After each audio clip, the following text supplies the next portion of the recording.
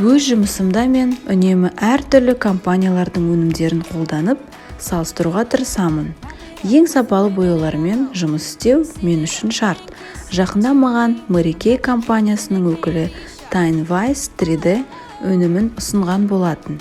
Тестілеуден өткізген соң, мен тоналды кремді күндізгі және кешкі макияжға бірдей қолдана беруге болатынын түсіндім. Сондай-ақ тоналдық крем өз құрамында қолжетімді косметика мен люкс косметикасының элементтерін керемет біріктірген. Әйел адам өзін еркін әрі сұлу сезіну үшін бет терісі мінсіз болу керек. Ал Mary Kay сізге мінсіз болуға көмектеседі.